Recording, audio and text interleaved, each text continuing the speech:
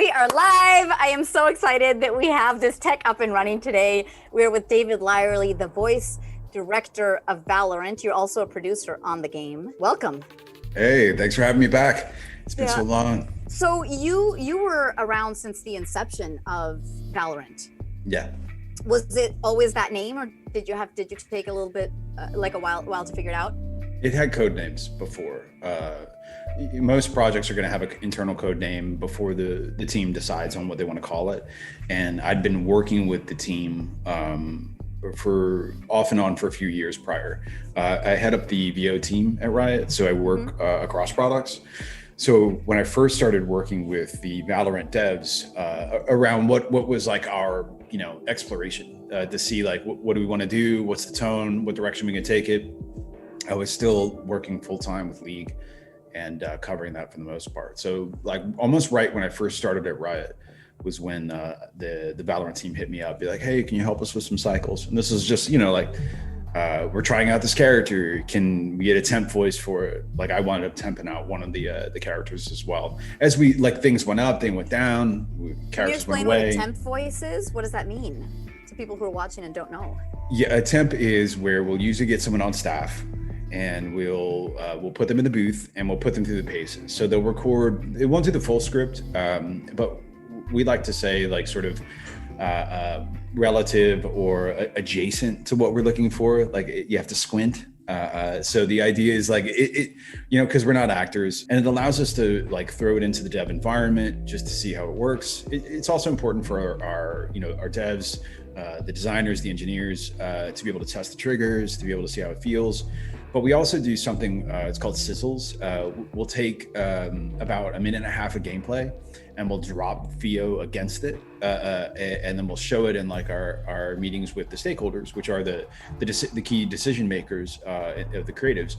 And we show them like, here's what we're thinking. It gives the writers a chance to sort of test out their lines, to test out sort of the general idea of the character, and we'll track VO to see how it sounds as well. And if there's processing, we drop it on. So we try to get like a rough approximation of what the experience is going to be like. Why is the name Valorant?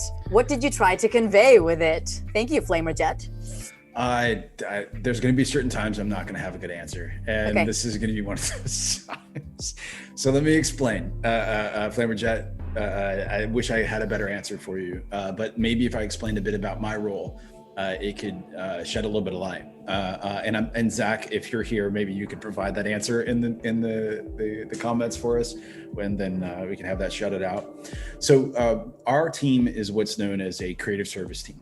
So we provide a function for all products at Riot. So anyone that needs voiceover, whether it be for an audiobook or a game or a publishing effort, or like we did the the stained blade with Yone and Yasuo, the little anime piece that we did, the 10-minute.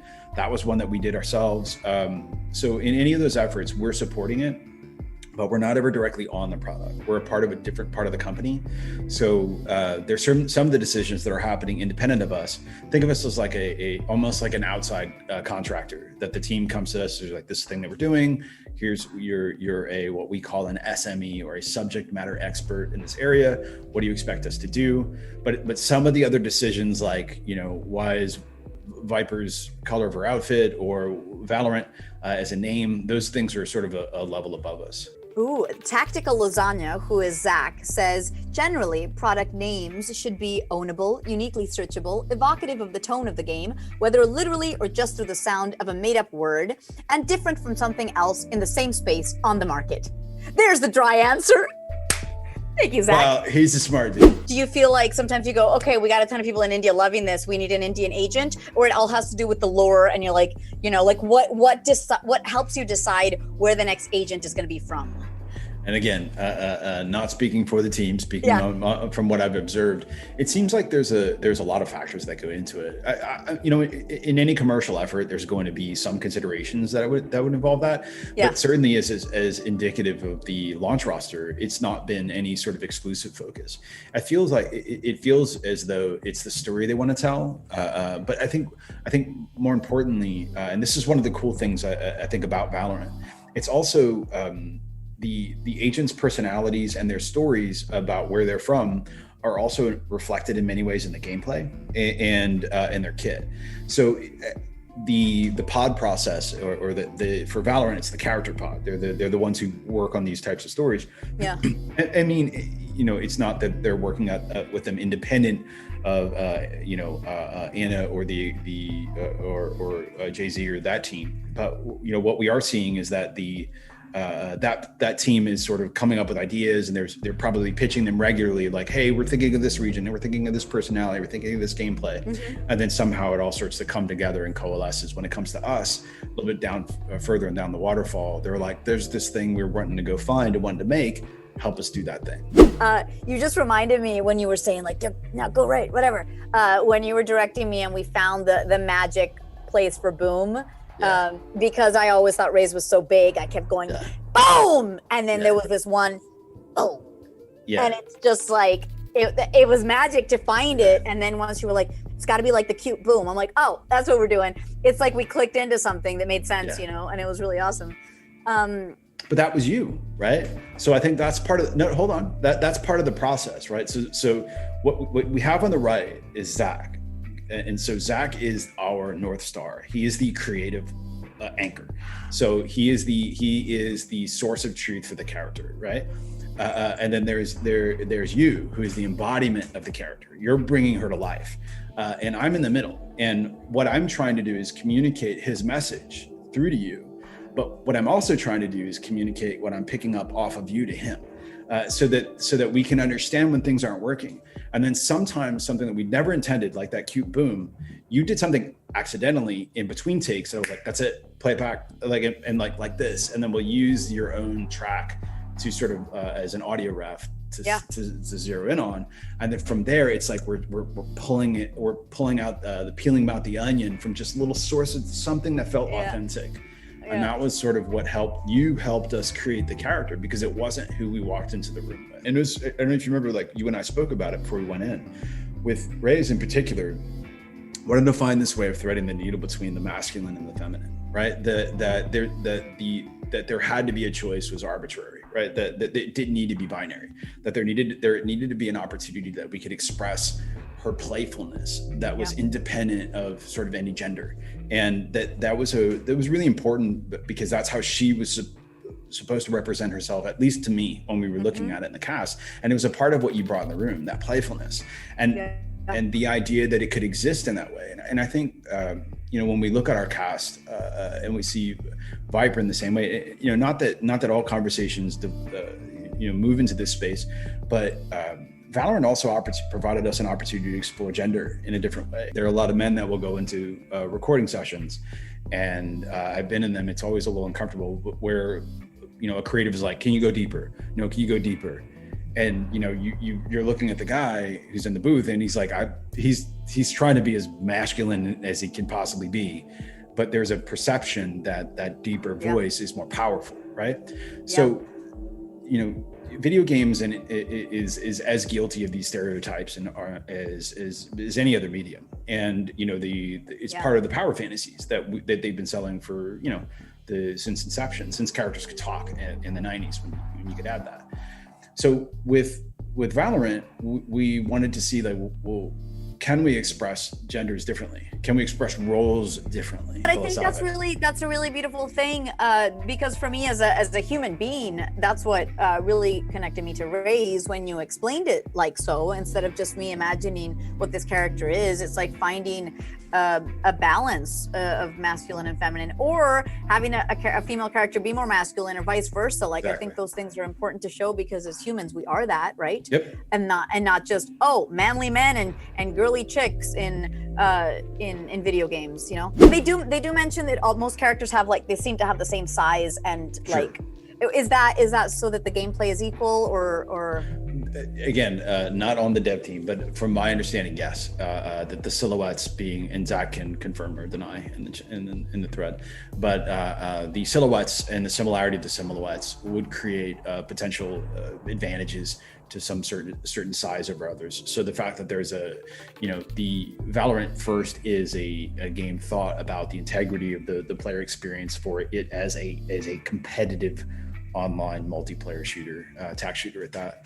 Yeah. So because it's a tactical shooter, and it's not to take anything away from like an Overwatch, it's just the requirements are different when we're looking at something that we want it to be as even and level across the cast as possible, and that the player's talent and their role on the team is sort of dictating the choices, rather than sort of something that's outside of gameplay, like that character's bigger, so they have a larger hitbox, so that character is less optimal to play in certain types of environments. The gender expression, when I was mentioning that before, that was more something that we thought about as like, hey, this is an area where we can move the conversation forward for video games, not in any way other than like, can it be not good, bad? Can it just be separated so that can we execute well on all expressions of this, and find power, find ways for cute, find ways for playful. Like, because Raze is definitely the most playful in the cast, but that was kind of always going to happen. Dude, I thought Cypher was hilarious with his he's sarcasm. Funny, but so again, the gameplay, right? So Raze, like her ult, like it's so colorful, and like that the ult always sort of like becomes the source of truth for the direction we're going to take the character. Like what is their ultimate expression? Like what is the thing they want to do more than anything else? Okay, then from that, how can we build something that makes sense? So Cypher is sneaky, right? Like he's got the cameras. He's he's like very conspiratorial, and Nabil, you had him on. He's a riot. So Nabil is hilarious. Yeah. You were talking about ults, and somebody asked, where did Raze's voice line "Let's start the fireworks" for her ult go? Did it get hacked? How do these decisions get made? If like something besides accent work, do sometimes you say, oh, that ult isn't working as well, let's switch it? Or well, there's two expressions of every ult. You're gonna have the one that your allies hear and the one that your enemies hear, right? And they each do something different, right? So Phoenix's, for example, the way his ult works, he's indicating for his allies, like, I'm about to go do this thing. And for the enemies, it's like, you better look out. So with Raze, we recorded a number of ults, so that once it gets into the gameplay environment, you're like, does it read? Because there's also like SFX that are associated with the ults. It's also like, is it too much, right? Does it step on too many of the things?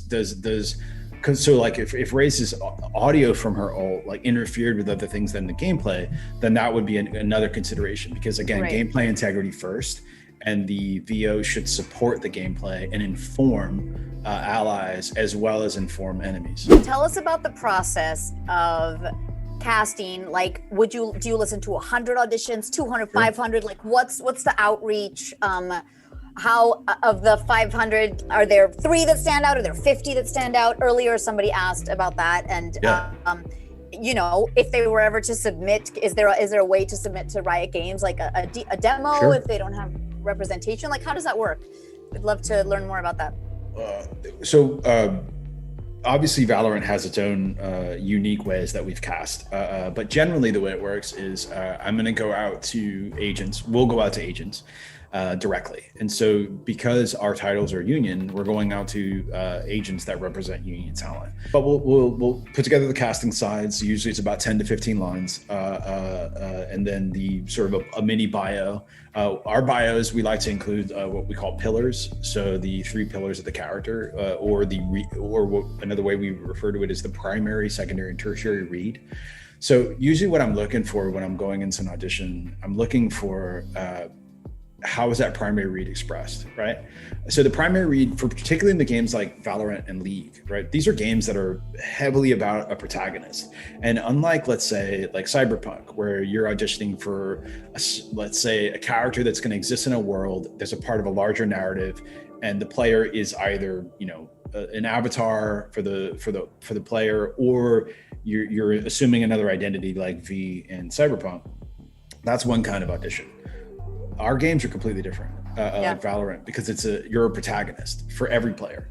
So if I'm playing Raze, it's her game, right? If I'm playing, let's say, Ornn in League, like, right? So for the 45 minutes that I'm checked into that experience. It's the Orn experience.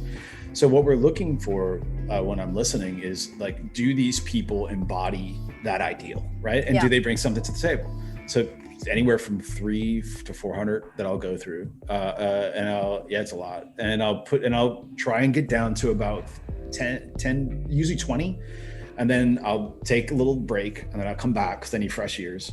Because at some point, like when I hit 300, I'm starting like, I hate all of it. And then sometimes you just go through the first 10 seconds and you go, or do you give it the full audition? No, I go through 10 seconds. It's surprising how quickly you can make a decision. But I've been doing this for 20 years. So it's you know what you're listening for. You have a great reputation though. So when we saw when your name came up, I felt pretty happy. Oh, that's good. They don't think I'm a diva in the booth.